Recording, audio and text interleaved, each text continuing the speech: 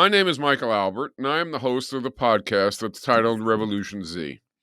This will be our 266th consecutive episode, and this time our guest is Mazin Qumsiyeh, who was with us as well 8 weeks ago. Mazin previously served at U.S. universities, including Tennessee, Duke, and Yale. He is founder and volunteer director of the Palestine Institute for Biodiversity and Sustainability at Bethlehem University. He has published over 180 scientific papers, over 30 book chapters, hundreds of articles, and several books, including Sharing the Land of Canaan and Popular Resistance in Palestine, on topics ranging from cultural heritage to human rights to biodiversity, conservation to cancer.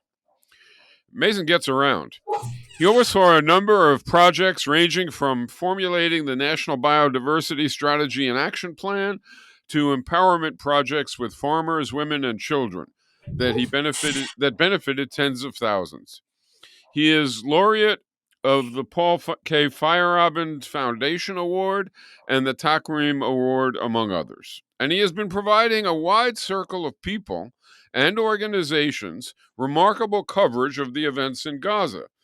So it is a pleasure and also an honor to welcome you back, Mazin, to RevolutionZ. Thank you very much for having me, Michael. Perhaps we should start with, I guess, a kind of overview, summary statement of how you see things now in Gaza. But I have to say, I think the RevolutionZ audience likely knows what is going on, the basics. Even here in the U.S., you have to make an effort to be oblivious, to not know, and such people are not listening to RevolutionZ. So perhaps after that summary, we will be able to move on to my asking about issues for which there is less clarity. Why is it happening? And still more so, things that have surprised you, things that have been unexpected, things being done about it, which in its passion and scope has been to me surprising, albeit not yet enough, and what to do about it. So, okay, Mazin, if you can just give us a summary overview of basically the last 2 months since I had you on last time as to what's been happening. Well, since we spoke, basically the number of civilians killed by Israel has tripled since that time. It's still in the range of between 200 to 500 civilians being killed daily in Gaza. Total number of civilians killed so far is about 25,000. Most of them are children. Nearly half of them are children. And then there's another 63,000 who are injured, and another 8,000 under the rubble. So in total, we have about 105,000 casualties of this genocide in Gaza. And these people represent about 3.2% of the population of Gaza. So that's equivalent to killing 11.3 million Americans. I repeat, it's equivalent to killing 11.3 million Americans. Most of Gaza has been devastated. The Gaza Strip is a small strip of land with 2.3 million people, and 70% of the buildings have been destroyed. And Israel continues to destroy and basically booby trap and bomb buildings. They want to make Gaza uninhabitable. And even today, I received from one Zionist a message that says we're also destroying the soil and so that it will never be inhabited again. Uh, so this is what's happening on the ground in Gaza. But of course, not all the pictures in Gaza. There are skirmishes on the northern parts of Palestine on the Lebanese border with Hezbollah and Israel trading shots. There is the US and British attacks on Yemen to protect Israel, basically, because Yemen says that its international obligations when there is genocide to intervene. So they are stopping Israeli ships coming through the Red Sea and the Gulf of Aden. So the US and Britain basically declared war on Yemen and is bombing Yemen. Over 100 sorties so far on various targets in Yemen.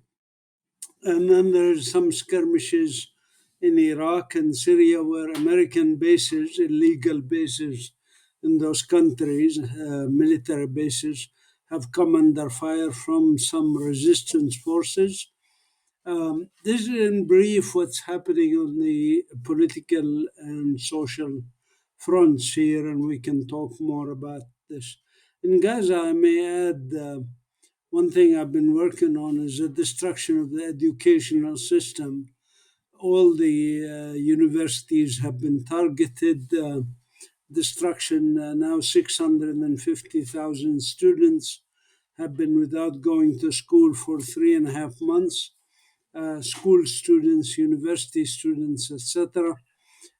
It's devastating the educational system.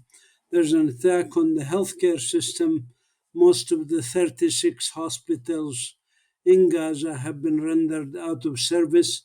So there's no medical services for the injured, and many of them are dying from festering wounds, etc. Some conditions they have to amputate legs without anesthesia and arms. Over 1,100 children so far have had their limbs amputated without anesthesia because of the lack of medical facilities, and using primitive things like kitchen knives and things like that. Yeah. Um, I think it's hard to I don't know, to comprehend at some level, and yet people have heard what's going on, and people have access to information about what's going on.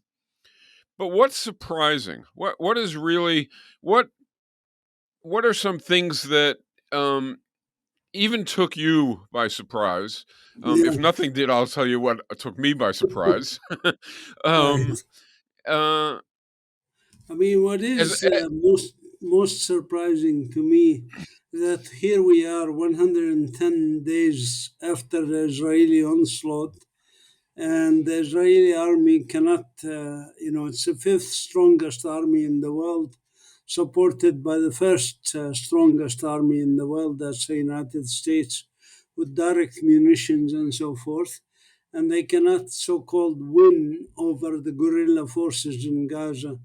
To me, this surprised me. I mean, there's only a few thousand Islamic resistance fighters in Gaza, and the Israeli army is losing badly to them in direct confrontations. Israel actually withdrew some brigades from Gaza. Um, and the resistance fighters are showing images of targeting Israeli soldiers and tanks regularly. And Israel doesn't seem to be good at street warfare or fighting guerrilla force. All they seem to be good at is bombing civilians from the air, which I think is a good tactic to force a surrender. They use the example of Hiroshima and Nagasaki and the example of carpet bombing of Dresden, that it's okay to bomb civilians to force a surrender on the enemy, so to speak. But those were country to country fighting. Here we're not a country, we're not, there's no Israel and Palestine fighting each other as countries. There is Israel on top of Palestine, a colonizing power, sort of like Native Americans and European colonizers fighting each other. You cannot consider those to be equivalent in any sense of the word, like Germany, Nazi Germany, and the Allies or something, or Japan and the US. So it's a very different equation.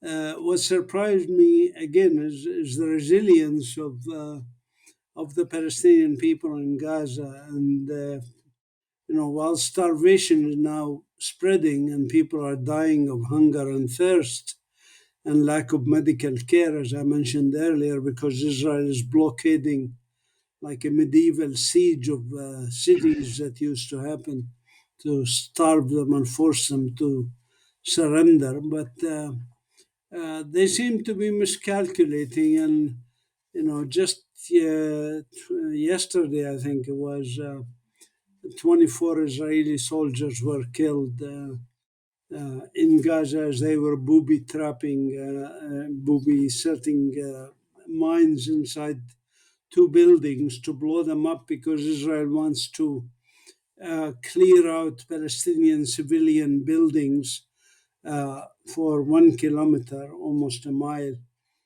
deep into Gaza, clear all the residences, all the buildings in that strip of land, and create what Israel calls a buffer zone.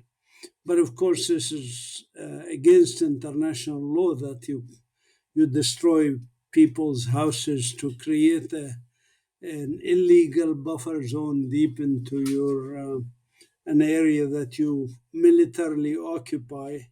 The Geneva Conventions are clear about these things. So one aspect is this. The second aspect is that I think is kind of surprising is that while the majority of the world public opinion is with the Palestinian human rights and against the Israeli genocide in Gaza, Western governments continue plugging along as if nothing is happening, and not only plugging along and moving along, they are funding and supporting and arming Israel to commit more genocide.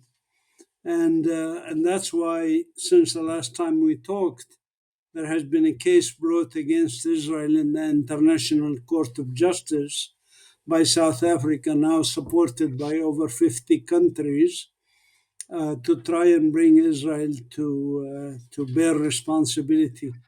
Unfortunately, I'm not sure what will happen in that court case, but it's a quote unquote advisory opinion to the United Nations. And when the United Nations received the advisory opinion from the International Court of Justice, the United Nations body that is in charge of enforcement is the UN Security Council. And at the UN Security Council, as you and your audience knows, the US has a veto power and has stopped previous resolutions that tried to hold Israel to account or even call for a simple ceasefire. Yeah, I want to ask you about some things that confuse me and probably confuse some people in the audience. It's from a different angle, obviously. We're here, you're there, and that might give you a better angle to understand these things that I at least don't understand. One of them is, we've seen vile behavior by nations like what Israel is doing, although the scale is pretty amazing this time. But I think what we haven't seen is the leadership of a country, even the media of a country, not so much rationalizing what they're doing, but virtually admitting to it and celebrating it. That was the thing that struck me most when the South Africans brought their case. To get a case against genocide, it's insufficient. I'm not sure why, but it is insufficient to show the massacres, the actual effects and behavior and what it's doing to people. You have to also show that it's what was desired. You have to show that the leadership of the country, in this case Israel, is doing what it is setting out to do and intended to do. And that's very often and almost impossible to show because, of course, the leaders don't say, well, we're doing this to destroy these people. We're doing this to rout these people from the area that they're in, et cetera, et cetera. But the Israelis do say it. The Israelis literally say, it's not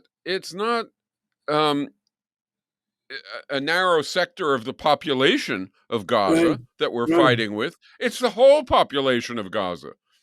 It's right. not, military targets that we're targeting. It's the whole damn country that we're targeting. It's everything, as you described. And you don't have to, for genocide, you have to not only show that they're targeting everything, but that they want to target everything and that it's their policy. And the Israelis admit to it. I have to admit, I'm surprised by that. Yeah, this is very unusual in history of genocides. Yeah, I mean, let's be clear: human history is a pathetic history of genocide after genocide after genocide. Just in the past few hundred years, we have had over 300 genocides, an average of one genocide per 3 years. Including genocide of the French in Algeria, or the Americans in Vietnam and Cambodia, or in Iraq, or in Yemen, or in Syria, or in Rwanda, or the Armenian genocide, or the genocide of Jews and Gypsies, etc. in Second World War. We have had a very bloody history as a species. But you are absolutely right, and it is shocking. Most of the perpetrators of previous genocides were not proud of it. They tried to hide it. They tried to yeah, be careful with their language. But this one is very unusual in that every leading Zionist has basically proudly proclaimed what they are doing. The president of the state of Israel says there are no civilians in Gaza. Everybody is game as target. The prime minister himself, Netanyahu, invoked Amalek, which is a Bible story that says that God told the ancient Hebrews to go ahead and kill every man, woman, child, even beast, cut every tree, don't leave anything behind. He said this to his soldiers, who then proceeded to do this and repeat the story of Amalek. So, when you have the Minister of Defense who says, we have to cut water, we will cut water, electricity, food, fuel, everything to these people because we're not dealing with humans, we're dealing with human animals. Again, very unusual. Even at the times of the Nazis, I've never heard such language yeah. being spoken by Nazi propagandists or Nazi leaders. So this is very, very unusual. But I might add two more other peculiar features of this genocide. One is that it's being broadcast live. Previous genocides did not have that. They happened, and people may got the story about it. My Lai massacre. It was a brave American reporter who broke it out. Things like that. But it was unusual for things to get out, so to speak, to information.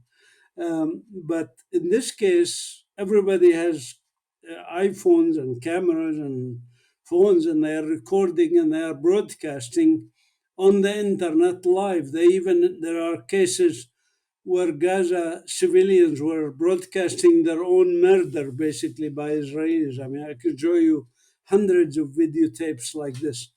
So this is a very unusual feature. Again, didn't happen in previous genocides. The third kind of unusual thing about this genocide is the genocides carried out, for example, by the Japanese in Nanking, or by the Germans in the concentration camps, were carried out by that country without a direct support from other countries. Yeah. This one is very unusual in that there are a bunch of countries, their governments are not only egging it on and saying, go for it, they are actually supplying the weapons and the resources to do it, like the United States sending 2,000-ton bombs to Israel.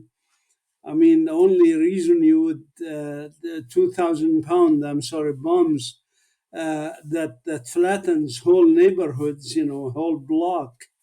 flattens it down. That cannot be for fighting a resistance force. That is for genocide. And Yeah. they know it when they supply white phosphorus, when they supply the F-35s, when they supply all the tools of the genocide needed by those committing it by more than one country, the United States, the UK, Germany. Germany is egging them on and giving them weapons, some other countries in Europe. This is also very unusual in world history to have several foreign governments uh, being full partners in the crime of genocide. Yeah. During the Vietnam War in the United States, you couldn't get these kinds of statements, and you obviously didn't have, and the United States didn't need that kind of external aid. But there was one quote that came out, and it was Kissinger. Anything that flies on everything that moves. For me, that has been so basically bomb everything, destroy everything. That was a clear statement, but it wasn't out in the press, and it wasn't, Kissinger didn't give up and give a press conference about it. It just sort of found its way into visibility. There's another thing. I want to come back to why everybody is doing what they're doing. But first, another thing that I at least find surprising, and it's sad that I find it surprising or that anybody would, but I do, which is the speed with which and the passion with which a degree of support for Palestine has emerged.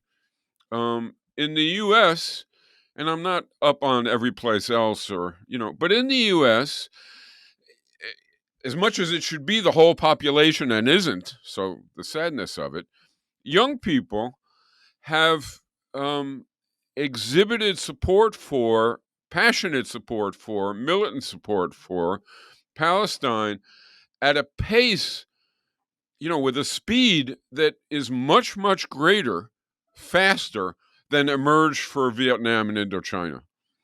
I mean, people don't realize that, I think, but it's quite true.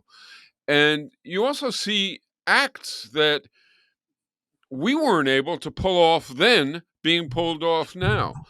Blockading a bridge is one thing. Blockading 5 bridges at a time simultaneously is another thing. Cities voting in favor of a ceasefire is actually quite remarkable. And it brings up one of the questions that you raised. If a city council can do that, if a student body can do that, what's the impediment that prevents Biden, or the incentive that prevents Biden from going with the public stance? Or at a smaller scale, what's the impediment that prevents all but a very few university administrations from following their student bodies? What is it that causes, at the level, and this is what you raised, at the level of governments or of powerful authorities, what is it that causes them to align with Israel against Palestine in That, a just a self-evidently disgusting massacre, for which they don't seem to have a lot of benefits? That is, those leaders. What is Biden? What is the United States getting out of this? It almost seems to be counterproductive for the United States, and yet we go on and support it. you raise a very, very important question. And, indeed, this support of genocide is not to the best interest even of American imperial interests in the Middle East, Doesn't because seem they to are be. losing friends left and right. They're losing allies. Even Arab dictatorships that are basically puppets of the United States are starting to distance Yeah. themselves. Saudi Arabia is now having talks with Iran, mediated by China, and so on. So why is there? Well, let me put it this way. When we worked against apartheid in South Africa, which was engaged in massacres and so forth, there was not a very strong pro apartheid Afrikaner lobby in Washington, D.C., or in Western governments that was very powerful. We do have such a lobby. It's called the Zionist lobby. AIPAC and people around AIPAC. AIPAC is a coalition of hundreds of organizations that support Israel. So there is a lobby. That's an important point. The second point to make, what does this lobby do? There's two things it does. One is bribe, and second is blackmail, the BBs, I call them. Bribe and blackmail. Bribe, it's understandable. If you look at voting in Congress, even for simple ceasefire, you see that the highest recipient of lobby money are usually the most outspoken supporters of Israel. It's about money. But the second is the blackmail. And this is something people don't appreciate very much. When the Zionists blackmailed the Swiss banks, basically claiming that Swiss banks had hoarded money, and the Swiss banks wanted to just simply uh, repay any money that was held by Jews or anybody else. If they wanted, come get it. Show us the documents, we'll get it. And of course, Switzerland was neutral in the Second World War, so of course they had bank accounts for Germans, for Japanese, for Americans, for everybody. It was the big, banking industry in Switzerland. Zionists blackmailed this banking industry, got billions out of it, did not give any money to the Holocaust survivors. And some Holocaust survivors like Norman Finkelstein were very, very upset about these situations since his parents are both Holocaust survivors. They got nothing while the Zionists got the money from Germany and others. But anyway, what is blackmail? Blackmail is done via ability to destroy people in the media. If you remember when Bernie Sanders was running for the last election, he was ahead of Joe Biden by miles in all the primaries and everything else. Joe Biden would not have been elected. There's no way that he could have been elected if it were not for this Zionist lobbies that didn't like Bernie Sanders. Even though Bernie Sanders is Jewish, they just didn't like him because he spoke for some aspects of Palestinian human rights, even though he himself now didn't call for a ceasefire. And we are upset with this, many of us who supported him. But anyways, they wanted Joe Biden because he's Saddam Zionist. Now, why is he Zionist? I don't think it just has to do with money. I think it has to do with also blackmail. And people need to check out the stories of Jeffrey Epstein and Gisela, whatever, Maxwell, his girlfriend. And what he was doing was with his girlfriend, bringing young girls and others, sometimes teenagers, to powerful politicians. And he is, in my humble opinion, and the evidence is overwhelming on some aspects of this, that he was working for the Mossad, was working for the Israelis, and was videotaping a lot of these things and using them. Israel is using them to blackmail these politicians like Donald Trump with his philandering, like Joe Biden with his philandering, and with young children. He likes children. This is what they use against politicians and against business people. They use blackmail, and blackmail works cheaper than direct funding, so they achieved this. Jeffrey Epstein supposedly, quote unquote, committed suicide in jail. I don't buy it. I think he was killed so that he doesn't spill the beans on his paymasters, basically. And but things are coming out now, and I think there will be more coming out soon on these aspects. And this is part of the reason why our political system in the U.S. is, and I say that because I'm also a U.S. citizen. Uh, our political system is not fair. Then allow third parties is rigged so that they think the public thinks there's a democracy, that we have to choose the lesser of two evil, either Trump or Biden in this case. Well, what can I say? I certainly agree with you about the U.S. political system being biased is an understatement. But I'm not sure I buy what you're saying about blackmail and Epstein and the rest of that. But regardless, there is something to explain. That is to say, and maybe we don't agree. Maybe in time your explanation will rise. And I can't offer a really good, strong explanation in as an alternative. I find I can't. Um, there are cracks appearing, significant cracks. There was an article in the Times. I don't know whether you saw it, and I wish I had brought it so I'd have it at my disposal here, but I didn't. About a week ago, 10 days ago, a very, very strong article. It was strong enough so that it could have been written by somebody really good, and maybe it was, and that found its way in. And I was surprised by that too. Just like I'm surprised by this, happy about, but surprised by the speed at which young people have recognized what's going on, and that they have something to say about it, and to contribute to trying to um, stop it.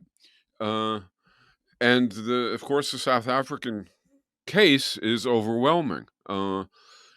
Not just in presenting, okay, this was done here, this was done there, this was done here. It's carnage, it's blood dripping all over. Not just that, but in showing that it was the aim, that it is policy. But Yeah. I mean, yeah, there's one observation I might make about some of these things. When the US, when September 11 happened, how the US went. There was a group of neoconservatives, Rumsfeld and the group around him, who pushed for going after Iraq because Netanyahu had, the project of New American Century and securing the realm and all this stuff. They had put the statement that we have to topple 7 countries in 7 years or something. And Iraq has to be number one. Why? Because Saddam Hussein is against Israel. So they concocted this thing about weapons of mass destruction, all this stuff, so that they can topple Saddam Hussein. And actually, there was a compromise. They weren't going to go to Afghanistan. It was just a compromise. Let's delay Iraq for a few months, go into Afghanistan, then we go to Iraq, and then we can go to the rest of them: Syria, Yemen, Libya, which I did, by the way, and Iran. They never got to Iran because there was lots of resistance. But anyway, when they came up with these plans, and they went and did literally genocide you remember shock and awe in Iraq and all of this stuff, and there was leakage. I mean, that's why people who leaked WikiLeaks leaked the documents and the videos showing American targeting of civilians, etc. But you see, in the after October 7th, and I really paid attention to what the US was saying. And one of the things the US administration said to Israel in private and even leaked a little bit in public, here's what they said: we just hope you don't do the mistakes we did after September 11. It's a kind of coded message. what is the mistakes we did after September 11? It wasn't a mistake. It was deliberate, destruction of countries that we did after September 11, of people who have nothing to do with it. Uh, Al Qaeda in Afghanistan, was an enemy of Saddam Hussein. He was hunting them in Iraq. So why do you go after Iraq? It was intentional to go after these countries and destroy their people and create division, Shia and Sunni, and all the stuff that the US did. But anyway, my point about it is, obviously, if this was a kind advice from a friend in the sense of partner in crime between the US and Israel, the US advising Israel, just be careful, how you go about doing this. If this was a friendly advice, certainly Israel didn't listen to this advice. And in my opinion, this was suicidal for Israel, not just genocidal, but suicidal. And I don't say this lightly. I think this may be the end of Zionism and the end of Israel, this genocide. We can talk more about that if you want. But my point about this is that Israel not only did not listen, they went overboard, even more than what the Americans did in Iraq. To my knowledge, the Americans never bombed hospitals in Iraq, never bombed universities in Iraq, never besieged Baghdad and caused starvation of people in Iraq. This is very, very unusual for the Israelis to go this far. And you can they argue, even some of the people I dialogue with, Zionists, they argue, well, you have to excuse us. October 7 made us go crazy. We just were doing this nutty things. No, I mean, I think, governments are not excused, okay? People may be excused for overreacting, individuals, but governments are not excused for committing genocide as an overreaction. They're not supposed to be emotional, disturbed people that just go lash out. And in any case, lashing out for perceived wrongdoing is not an acceptable excuse at the International Court of Justice or Of course. when you are trying genocides. Yeah, there's a case can be made, I think, that the foremost organizer of anti-Semitism in the world is the Israeli government, on a scale that is unprecedented. I think that's arguably true. I mean, it shouldn't be in some sense. I don't think that the response to what the Israeli government is doing should should yield an attitude toward all Jewish people. On the other hand, it's very understandable why it does and how it does. And, Well, that's one another could add, ugly if I side to may, this. yeah, if I may add to this, the problem also that faces many decent Jews around the world is that this government, the Israeli government, was created supposedly representing Jews and keeps advertising itself as representing Jews, and that any Jew who Yeah, well, is outside of this tribe, is self-hating, or if he doesn't or she does not support Israel, lock and barrel, as they say, then they are outside the tribe. We represent Judaism. This is number one. Number two is they use the symbols of Judaism in all their activities.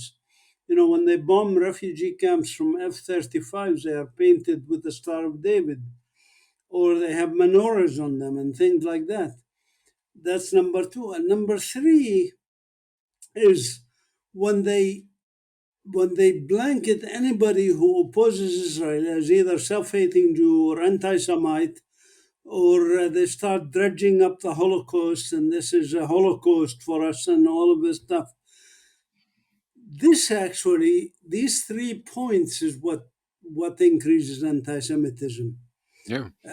And so I think you are right, and many decent Jews who wrote about these subjects, like Ilan Pappé and Norman Finkelstein and others, said Zionism in Israel is the largest perpetrators of anti-Semitism in the world today. Yeah. Yeah. And I think that's correct. We have to, Yeah.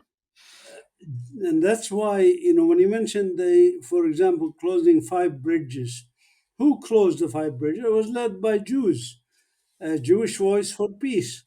So there Yeah. are Jews, decent Jews, who are working for human rights, and what the Zionists say about them?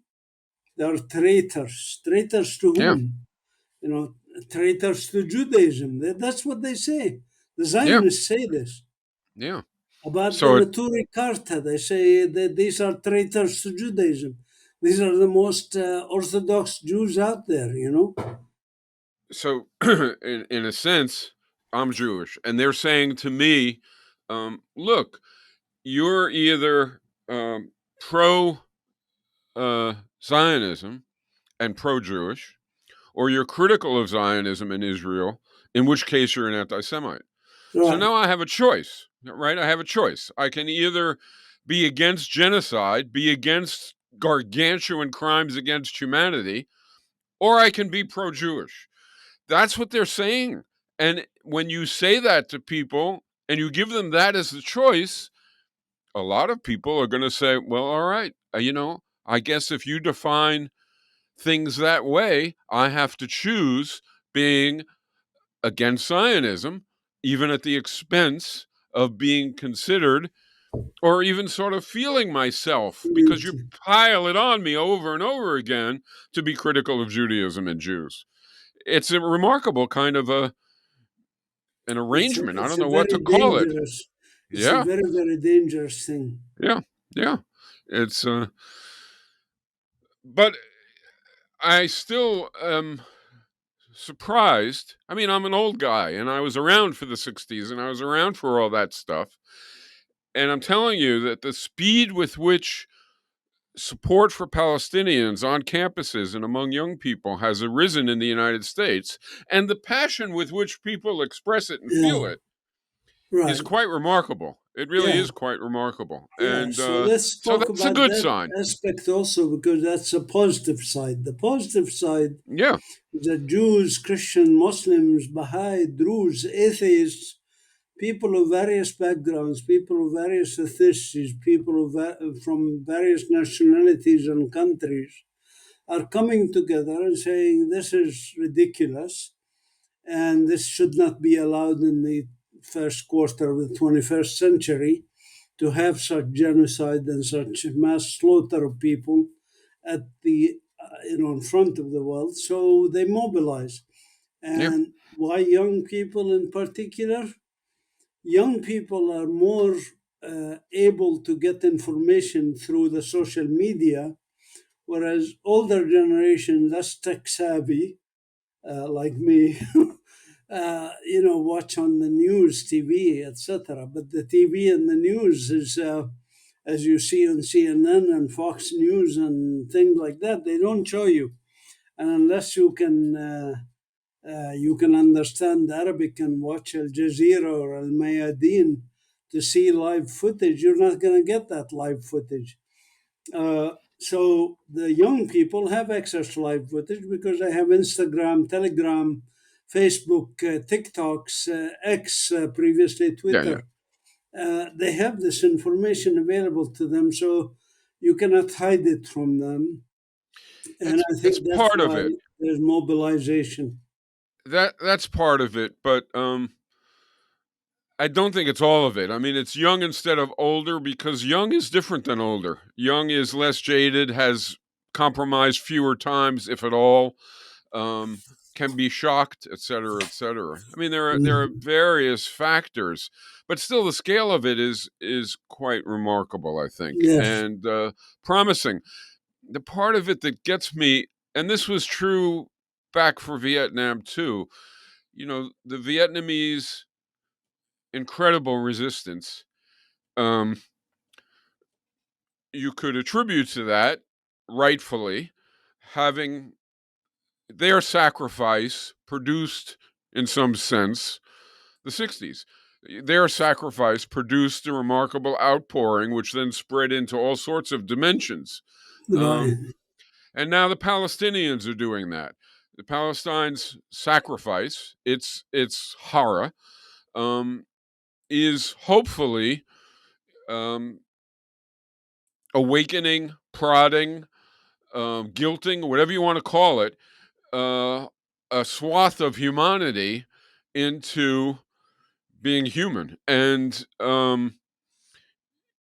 it's just a shame that people have to suffer so much to have such a positive effect. Yes. No. Yeah. I mean, I think we are at a turning point for humanity for several reasons. I think after the horrors of the Second World War, not just the Nazis again, like the Japanese in China, and etc., and the Philippines and so forth, And there was, America all yeah, over the place. and also the American using of nuclear bombs, etc. The world started to say, how are we going to prevent such wars in the future? So they set up international bodies and the UN and so forth. The problem is it was a compromise and it was rigged a little bit because, as I said, the five great, excuse me, Okay. the the five great powers basically. Yeah, can I get a cup? You can cut, I presume, this in the video. That's all right. So give me a minute here. Take your time.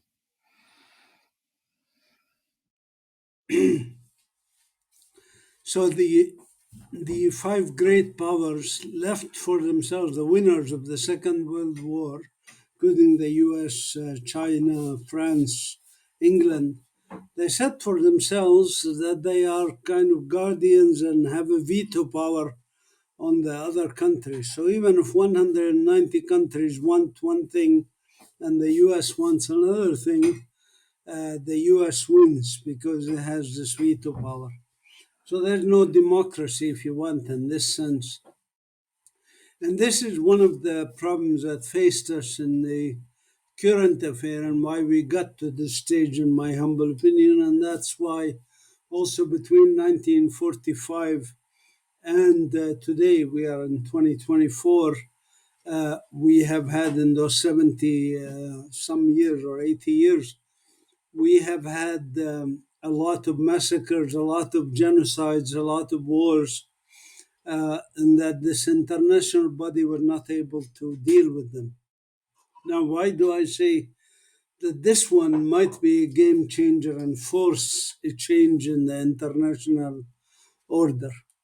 Part of it is that there's 1900s, even early 1900s, and up to 1950, the US represented like 40% of the world economy. It was dominant over the other countries. Now the US has started to decline and started to decline, in my opinion, right after the Vietnam War and the withdrawal from Vietnam. And then this was followed by withdrawals from other countries like Lebanon, Afghanistan, etc. Even though the US still retains a huge military power, 1,100 bases in something like 140 countries, their economy is now less than 24% of the world economy. And China, which in 1980 was 2 or 3% of the world economy, is now 18% of the world economy.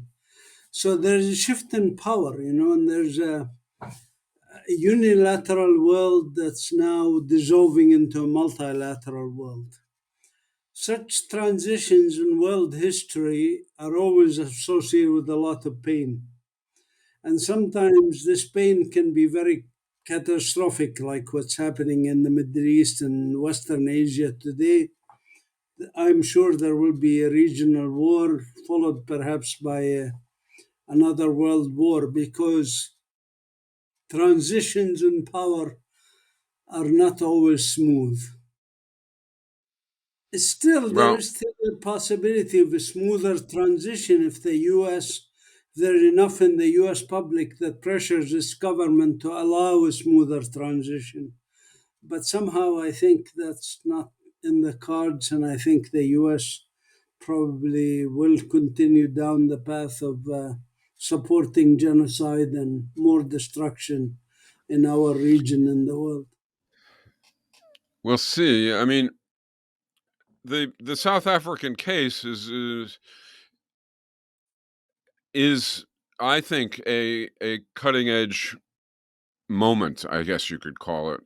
If the court and the UN do impose the short term uh, policies that the case demands and generates a ceasefire and so on, that's one thing, and obviously positive, incredibly positive.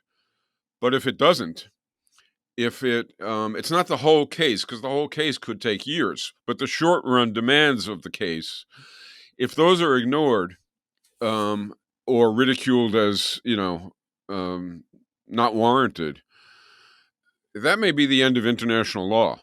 Hmm. Um, it's Precisely. it's a situation where the law itself, international law itself, is what's really on trial in that case, or at least it's on trial along with Israel, and that's worrisome on the one side, but also it yields the hope that it will be vastly strengthened by a sensible choice on the Yes. other side. Yes. Um, No, I think you are precise in your diagnosis. We have two roads to take. I hope that the positive road of international law actually plays out, and that it is not down to might makes right. yeah, Because if it goes down, might makes right, by the way, also the US and also Israelis will lose, because, countries around like Iran and Syria and Lebanon and other countries are going to see that all this talk about UN and international law is a waste of time. yeah, And let's go ahead and develop our nuclear weapons. Let's go ahead and do what they do and proceed down that line.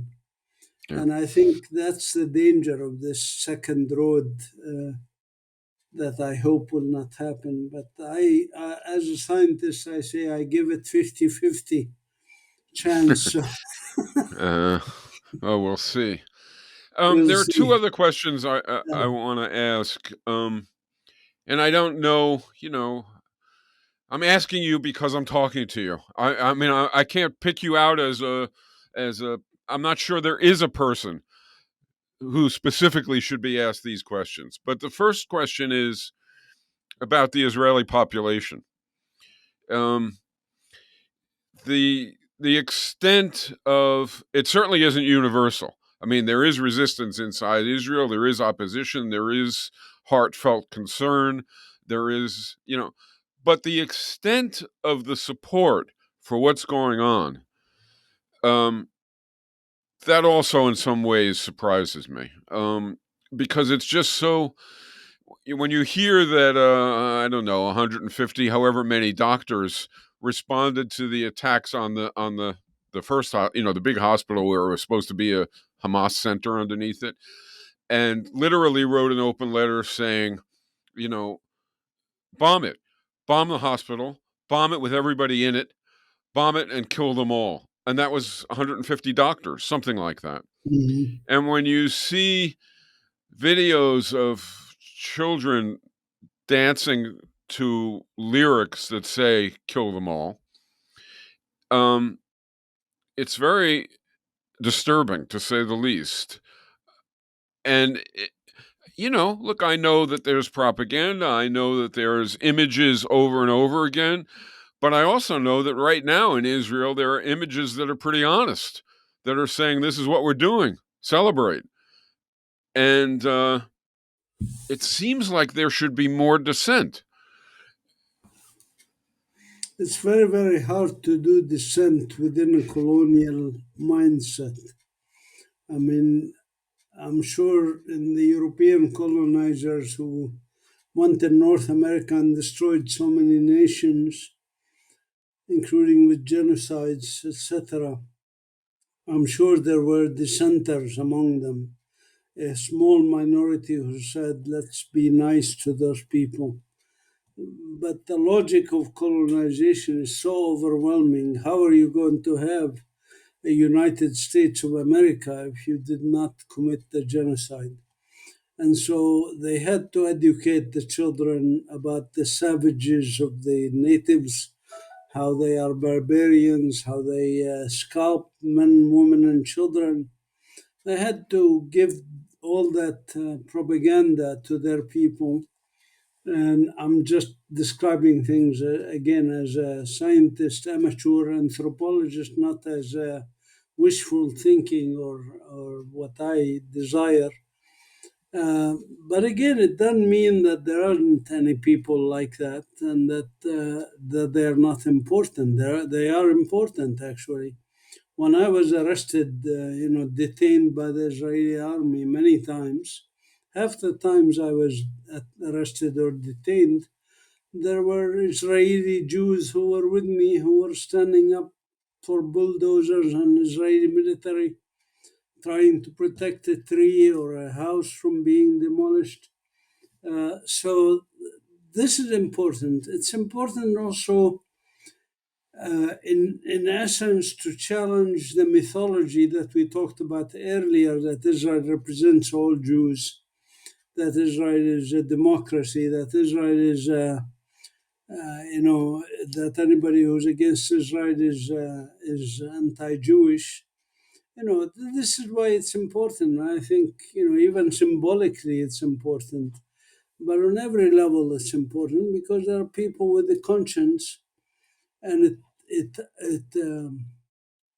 for many Palestinians and for many people also here, it's important not to fall into the Zionist trap. The Zionists want this to be a religious war. They want this to be, as Netanyahu said, it's a clash of civilization. That we have to win this for Europe, for modern democracies. It's a clash of civil. Sorry, it's not a clash of civilization. But if you try to keep it like this and try to push it like that, sorry, but your civilization will be the one that goes extinct, not the other one. You know, but it's crazy, and I think the presence of people, of decent people from all religions, as I said, especially Jews who speak out, pulls the rug from under this theory about clash of civilization. And it doesn't allow, and we do have extremists, of course, among Palestinians, among Muslims, among Christians, among whoever. It pulls the rug from those extremists because there are extremist Muslims who also can say, well, if they say it's a clash of civilization, yes, it's Islam versus Judaism. Well, it becomes harder for them when they see, decent Jews, occupying Congress or Grand Central Station, working for Palestinian human rights, for ceasefire, etc. It pulls the rug from under all extremist ideologies, whether they are Jewish or Muslim or Christian or whatever. All right. Well, we're almost exactly at an hour.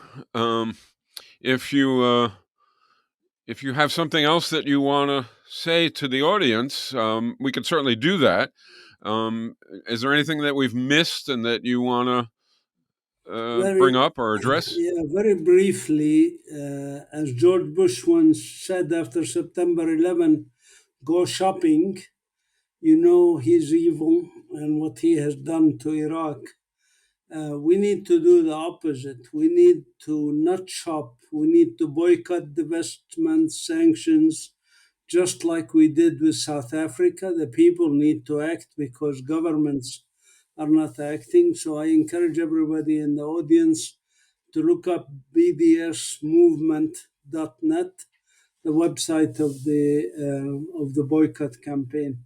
And if you want to reach out to me, you can reach out to me at our website, info@palestinenature.org, Palestine Nature, one word, .org. Thank you. Yeah, let me just add. I think the Revolution Z audience, like I said at the outset, is probably, all on the right side, all on the left side, all on Palestine's side on this issue. But I suspect that lots and lots of them deal with other people, family members, people they go to school with, people they work with, who are not, who are still ignorant of the degree of what's going on and still just sort of knowing it's there, but paying no real attention and not infuriated by it, not aroused by it. And I should tell you that if you look up Mazin's site, if you look up your site, listeners, you will find lots of information there, and you might be sort of prone to skip over it because you're broadly aware. But the information that you, Mazin, presents is very, very useful in getting the truth to people who are basically ignoring it or even hiding from it or sort of vaguely hearing it but not having it get into them and influence their choices. So I would second the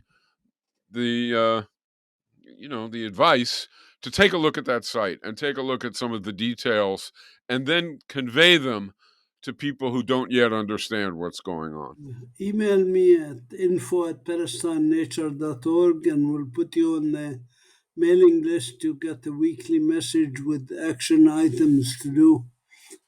So I'd love to stay in touch also. Thank you. Let's give him the email one more time and then we'll sign off. It's info@palestinenature.org. Palestine, what was the right after Palestine? Palestine Nature. Nature? Yeah. Nature. Okay. I hope people will visit. And thank you very much for being on again, Mazin. I know you're under a lot of pressure and you're dealing with very hard times. So I really appreciate it. Thank you very much. And that said, this is Mike Albert signing off until next time for Revolution Z.